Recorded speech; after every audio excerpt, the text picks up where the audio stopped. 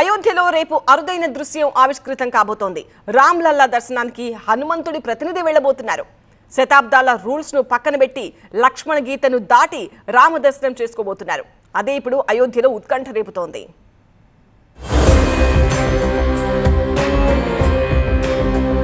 అదిగో అయోధ్య, అల్లదివో బాలరామాలయం, అదిగదిగో హనుమాన్ గడి. రామ్లల్లా దేవాలయానికి కావలి ఈ హనుమాన్ గడి. ఇక్కడి ఆంజనేయ స్వామి కంటి మీద రెప్పవేయకుండా బాలరామయ్యకు రక్షణగా ఉంటారు. ఆంజనేయ స్వామి గుడిలో ఆయన ప్రతినిధిగా ఓ మహంతుంటారు. ఆయన ఆలయ ప్రాంగణం దాటకూడదు.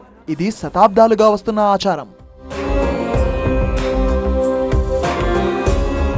ఉత్తరప్రదేశ్ అయోధ్యలోని హనుమాన్ గడి ప్రధాన అర్చకుడు మహంత్ ప్రేమ్ దాస్ 70 ఏళ్లలో తొలిసారిగా ఆలయ ప్రాంగణం నుంచి అడుగు బయట పెట్టనున్నారు.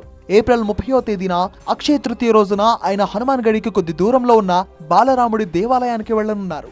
శతాబ్దాలుగా వస్తున్న ఆచారాల ప్రకారం ఆలయ అధిపతి జీవితాంతం ఆలయ ప్రాంగణం నుంచి అడుగు తీసి బయట పెట్టకూడదు.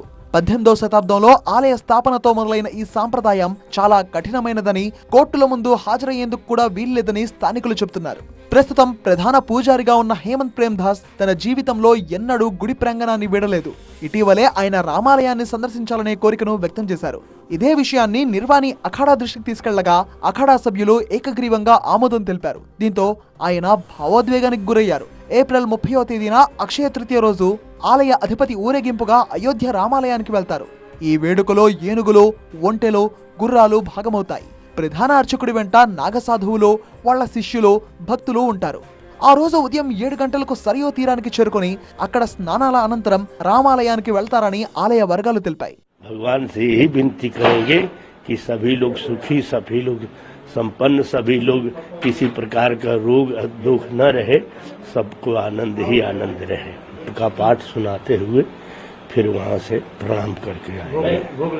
56 प्रकार का भोग लगेगा और सब लोग एक मात्रा करके राम राज का सुख और आनंद प्राप्त करेंगे। ఈ అతి అరుదైన దృశ్యం కోసం అయోధ్య ఒళ్లంతా కళ్ళు చేసుకుని ఎదురు చూస్తోంది.